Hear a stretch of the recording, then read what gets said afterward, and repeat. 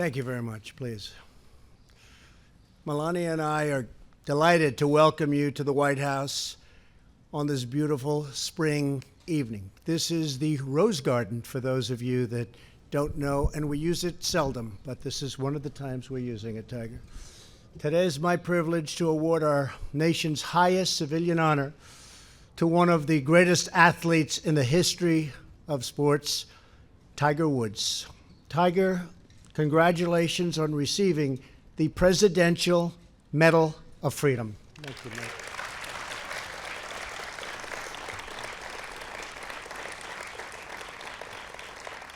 We're thankful to be joined on this occasion by our great Vice President. Mike, thank you very much.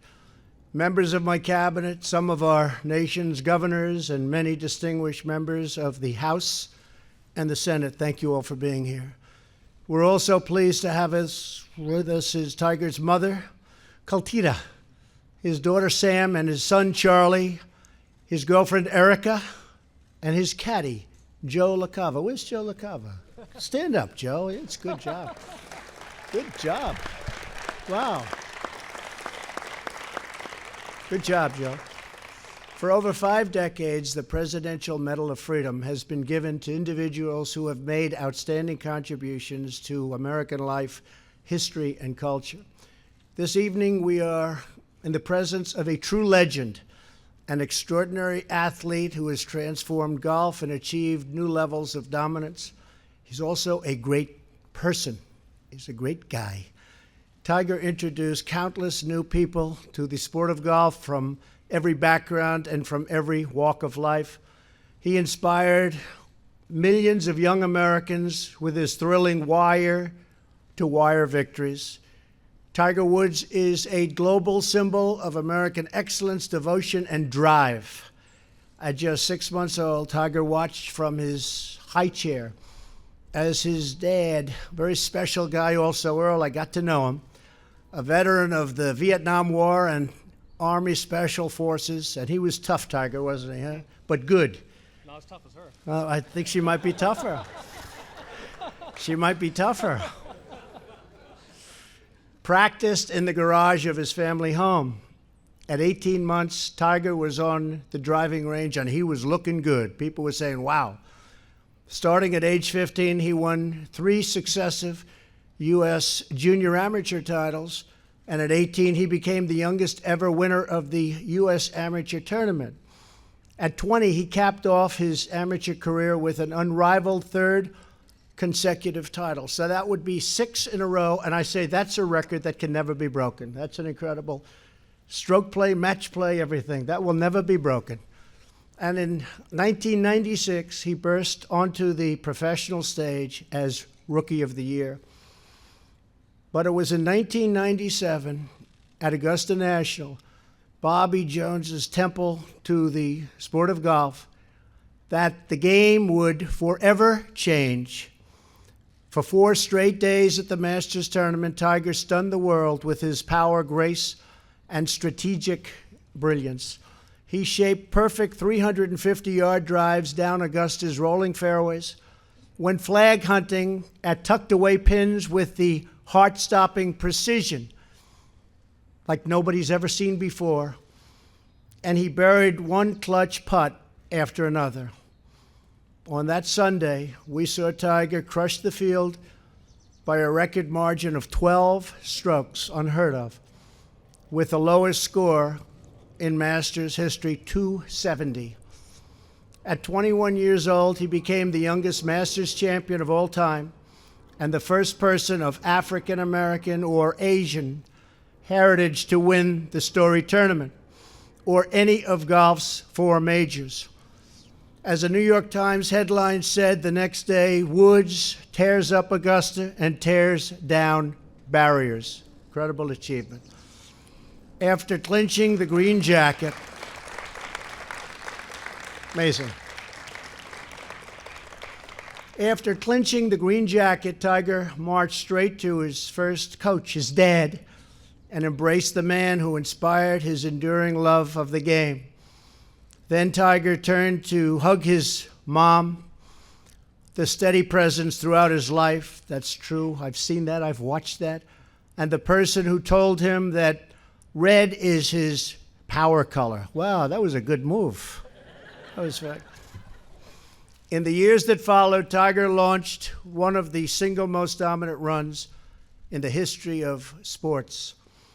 He holds the record for the lowest scoring average in PGA Tour history, 68.17 in 2000. And remember, he only plays in the hardest tournaments. That's a pretty amazing thing. I wonder what would happen if you played 35 a year.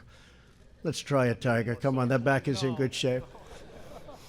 He played a record 142 consecutive PGA events without missing a cut. That's incredible. He has a PGA Tour winning percentage of 23% of the events he played, a figure that nearly defies comprehension, nothing like it. At the punishing 2000 U.S. Open at Pebble Beach, the entire field shot over par, but Tiger finished 12 under, the first time in U.S. Open history anyone beat par by double digits. He led the field by 15 strokes, setting the record for the largest margin of victory in the 150-year history of a major golf tournament. That was the most amazing day of golf I've ever seen. Tiger's cumulative stroke total was 29 better than the field average. A month later at the British Open at St. Andrews, the home of golf, Tiger finished 19 under par and 8 strokes ahead of the field. He then took the 2001 Masters, becoming the only player in the modern era to win all 4 major championships in a one-year period, a feat known now as the Tiger Slam. Tiger's determination and work ethic drove golf to new heights of athletic competition and popularity. The age of Tiger gave us moments that will live forever in sporting lore, such as his unbelievable chip-in on the 16th hole at the Masters. The shot rolled perfectly along the slope of the green and hung on the edge of the cup for a breathtaking 3 seconds before finally dropping in. We've seen that shot many, many times. In the midst of this success, Tiger suffered severe injury. In 2008, he entered the U.S. Open with 2 leg fractures and a torn ACL. On the 3rd day at Torrey Pines, he was 1 over par after the 12th hole, and it really looked like he had no chance. Then came some of the most riveting scenes in golf history. He eagled the 13th. Do you remember that, Tiger? Kind of. I thought so. He's got a great memory, this guy. And he remembers the good stuff, which is really important, not the bad. We don't want to remember. We just, what you did there was amazing, because he chipped in for birdie on the 17th and then eagled the 18th hole. All very vivid memories for all of us. In the final round on the 72nd hole, his ball was buried in very thick rough, 101 yards from the pin, and he had to get it up and down to keep his U.S. Open hopes alive. After hitting a 60-degree wedge to within 15 feet, Tiger willed the putt in to force a playoff. That was a great playoff with Rocco. He fought through the pain and won the dramatic 19-hole playoff on Monday. Unfortunately, 2 days later, Tiger announced that he would be unable to compete the rest of the season due to his injuries. In the years that followed, Tiger endured knee surgery and 4 excruciating back surgeries. I know that you remember too. That's not good, but it ended up good, including a spinal fusion in 2017. He fell from number 1 in the world rankings to 1,199th. I don't believe that. Even if he had 1 leg, I don't believe that. That's got to be the best bet anybody ever made. Tiger's injuries were so profound that for 2 years he could barely swing a club. As Tiger said, there was a point in time I didn't know if I'd ever do this again, if he'd ever play again. But Tiger fought through the terrible pain, and he fought all the way back to the summit of golf. Last year, we saw a sign of what was to come when he won the Tour Championship. People forget that, but he won the Tour Championship last year. Then just weeks ago, the world turned in to the 2019 Masters, and that was something special. What happened next was one of the most incredible comebacks that golf or any sport has ever seen. On Saturday, Tiger shot 6 birdies for a score of 67, sending him into the final round tied for second place and just 2 strokes behind the leader. And they were looking, they were watching, they were saying, oh no, here we go again. In gusting winds on Sunday, still behind by 2 strokes on the 12th, Tiger called upon his wisdom and experience to play for par, while other players shot, and unfortunately, they found the water. There was a lot of water they found. He birdied the par 5 on the 15th to take the lead for the first time in the 2019 Masters. Then on the 16th, he shaped a perfect draw, and the patrons roared like they can only do, frankly, at Augusta, as the ball rolled to within feet of the hole. Tiger was back on top and won his first major in 11 years, and that was some major, with record-setting television. I don't know if you know about that, Tiger. Record-setting ratings. Just as he did after sinking his final putt on the 18th hole, all the way back in 1997, he went straight to his loved ones and embraced his kids, who were too young to remember the last time he won a major. As of today, Tiger has 81 PGA Tour victories, 1 behind the all-time record. Going to catch that soon. He's won the second most major championships. He holds the record for most weeks at #1 in the world, more than twice as long as anyone else. That's an amazing number. In addition to his incredible playing career, Tiger is a successful entrepreneur, to put it mildly, and devoted philanthropist. That's how I originally met Tiger. His TGR Foundation supports junior golf programs around the country. His Learning Lab has helped over 165,000 students pursue their dreams in STEM fields. Tiger, we are inspired by everything you've become and attained. The job you've done is incredible. Your spectacular achievements on the golf course, your triumph over physical adversity, and your relentless will to win, win, win. These qualities embody the American spirit of pushing boundaries, defying limits, and always striving for greatness. That's what he does. Congratulations again on your amazing comeback and your amazing life, and for giving sports fans everywhere a lifetime of memories. We can't wait to see what's next, Tiger. It's going to be good. We know that. It's going to be good because there are no winners like you.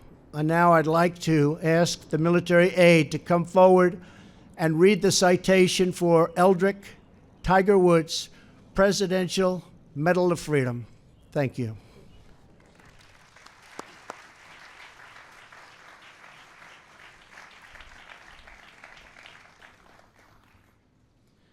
Eldrick Tiger Woods is one of the greatest golfers of all time. He is second all-time in both professional victories with 81 and major championships with 15, including 5 Masters, 3 U.S. Opens, 3 Open Championships, and 4 PGA Championships.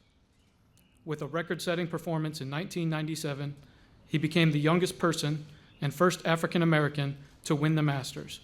And in 2019, he became the tournament's second oldest champion. Off the course, Tiger established the TGR Foundation, which has empowered students to classroom and career success for more than 20 years.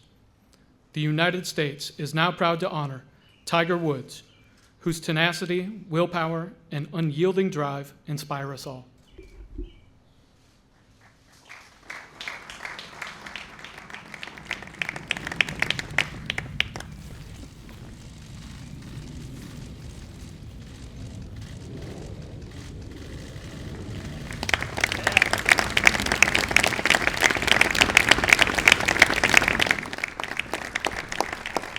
Thank you, Mr. President, Mrs. Trump.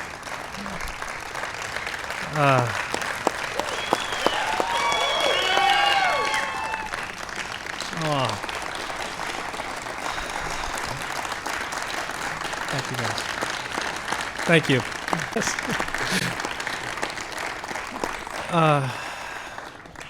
I just want to say this has been an unbelievable experience, and to have the support that I've had for all these years, and everyone here has seen and been with me for, some of you for my entire life, and some of you for more than half my life.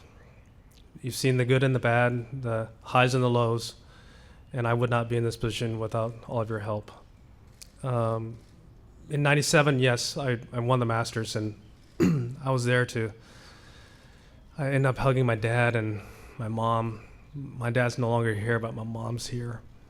I love you, Mom. Thank you. And Sam and Charlie for all your love and support.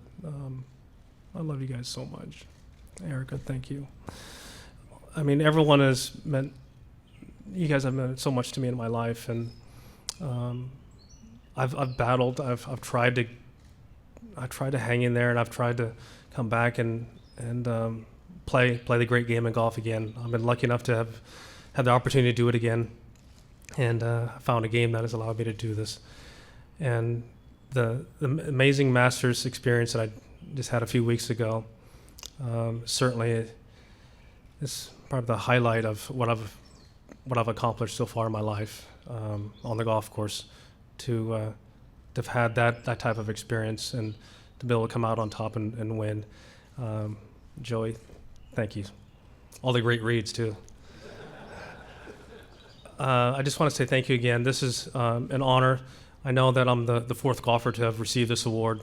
The late Arnold Palmer, the great Jack Nicklaus, and Charlie Sifford, I always called him Grandpa because he was like the grandpa I never had. And I ended up becoming so close with him that I ended up naming my son Charlie after him. So to have been chosen as the next golfer after Charlie is truly remarkable. So thank you again, and thank you, Mr. President.